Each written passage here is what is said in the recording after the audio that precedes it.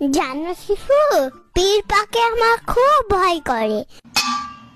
আরে ওইটা পিঁপড়া না, পিঁপড়া হবে। বেশি বুঝো তুমি। আচ্ছা যাই হোক, পিঁপড়াকে নিয়ে কি যেন একটা বলছিল। একটা পিঁপড়া আমার কাছে এসে বলল, একটু রক্ত খাই তোমার? আমার না অনেক পিসাপা পেয়েছে। পিসাপা না, পিপাসা হবে। আবার আর তাছাড়া পিঁপড়ারা তো রক্ত খায় না। রক্ত খাই তো তোমার গার্লফ্রেন্ডে। আরে ধুর, গার্লফ্রেন্ড কোত্থেকে আসবে? রক্ত খাই তো মশারা। মশা আর পিঁপড়া তো একই, একজনের পাখা নেই আর একজনের পাখা আছে। কেমনে? যেমন তুমি আর ছাগল একই রকম, তুমি ভাত খাও আর ছাগল ঘাস খায়। তাহলে তুমি আর বিড়ালের বাচ্চা একই। কেন? বিড়ালের বাচ্চারাও দুধু খায়, তুমিও দুধু খাও। এইসবের বাচ্চা আমি টাকা পাবো কেন? আমি বড় মানুষ, তুমি পিচ্চি। আমি দুধ খাই না, আমি চিপস খাই। আইসে, চিপস খাওয়ার জন্য তো দাঁতের প্রয়োজন। শিপুর বাচ্চা, তোমাকে আমি অনেক সময় দিয়েছি, আর দিব না। ভালো হয়ে যাও শিপু, তোমাকে আমি অনেক সময় দিয়েছি।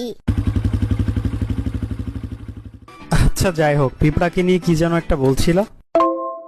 ও হ্যাঁ, পিঁপড়া আর পিপিলিকি কি জানো?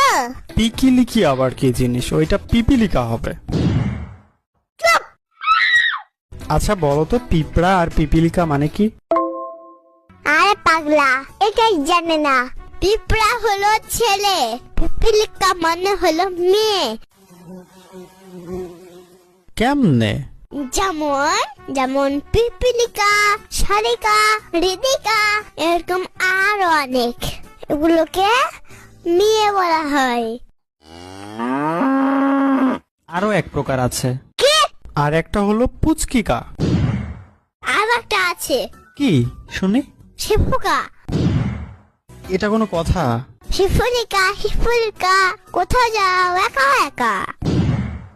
একবার দাঁড়াও তো ভাই, ওই সিগারেট বিক্রি করে দোকানে, যাও সেখানে, দাঁড়াবার সময় তো নাই।